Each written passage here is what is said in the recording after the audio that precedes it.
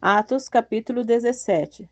E passando por Antípolis e Apolônia, chegaram a Tessalônica, onde havia uma sinagoga de judeus. E Paulo, como tinha por costume, foi ter com eles, e por 3 sábados disputou com eles sobre as Escrituras, expondo e demonstrando que convinha que o Cristo padecesse e ressuscitasse dentre os mortos. E este Jesus que vos anuncio, dizia ele, é o Cristo. E alguns deles creram e ajuntaram-se com Paulo e Silas, e também uma grande multidão de gregos religiosos e não poucas mulheres principais.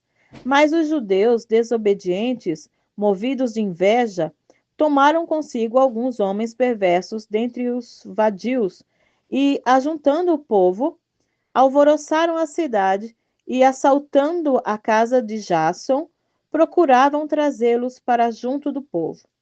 E não os achando, trouxeram Jason e alguns irmãos à presença dos magistrados da cidade, clamando: Estes que têm alvoroçado o mundo chegaram também aqui. Os quais Jason recolheu, e todos esses procedem contra os decretos de César, dizendo que há outro rei, Jesus. E alvoroçaram a multidão e os principais da cidade, que ouviram essas coisas. Tendo, porém, recebido satisfação de Jason e dos demais, os soltaram. E logo os irmãos enviaram de noite Paulo e Silas a Bereia. E eles, chegando lá, foram à sinagoga dos judeus. Ora, estes foram mais nobres do que os que estavam em Tessalônica, porque de bom grado receberam a palavra, examinando cada dia as Escrituras e se as coisas eram assim. De sorte que creram muitos deles, e também mulheres gregas da classe nobre, e não poucos homens. Mas logo que os judeus de Tessalônica souberam que a palavra de Deus também era anunciada por Paulo em Bereia, foram lá e excitaram as multidões. No mesmo instante, os irmãos mandaram a Paulo que fosse até o mar, mas Silas e Timóteo ficaram ali. E os que acompanhavam Paulo o levaram até Atenas. Então, recebendo ordens para que Silas e Timóteo fossem ter com ele o mais depressa possível, partiram. E enquanto Paulo os esperava em Atenas, o seu espírito se comovia em si mesmo, vendo a cidade tão entregue à idolatria. De sorte que disputava na sinagoga com os judeus e religiosos, e todos os dias na praça, com os que se apresentavam. E alguns dos filósofos epicureus e estoicos contendiam com ele, uns diziam: que quer dizer este paroleiro? E outros: parece que é pregador de deuses estranhos, porque lhes anunciava a Jesus e a ressurreição. E tomando, o levaram ao Areópago, dizendo: Poderemos nós saber o que nova doutrina é essa que falas?